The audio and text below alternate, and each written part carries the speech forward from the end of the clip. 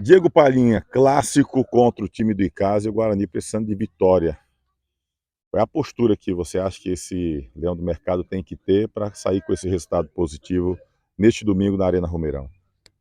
Primeiramente, ver os erros que a gente vem cometendo nos jogos passados, para que a gente não venha cometer e se preparar em cima do adversário, né? Um jogo onde é um clássico, quem erra menos, eu sempre digo isso, vai ganhar o jogo e a gente sabe da importância desse jogo.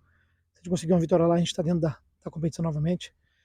Praticamente não, né? Quem ganhar dos dois ali classifica. Eu acho que é um jogo de suma importância não só para nós, mas como para eles. A gente vai ver o professor agora aí, o ponto forte deles, que a gente possa minar o ponto forte deles e a gente consiga neutralizar e a gente consiga fazer aquilo que a gente sabe que é os gols.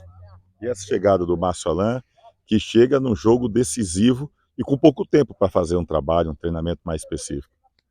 É verdade, o professor ele chegou para nos ajudar, acho que o Flávio já vinha bem também, a gente sabe que ele tem todo o nosso respeito, mas o professor Alain, ele veio para nos ajudar e a gente abraçou, como sempre, como todos que chegam aqui, a gente está abraçando.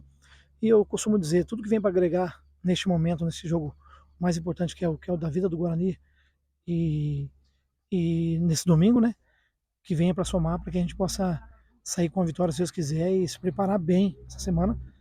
Praticamente aí falta um dia para o jogo e é isso. Acho que quem tiver mentalmente melhor, eu acredito que vai ganhar esse jogo, tanto mentalmente como errar menos. O clássico, eu costumo dizer que quem erra menos sempre vence o clássico.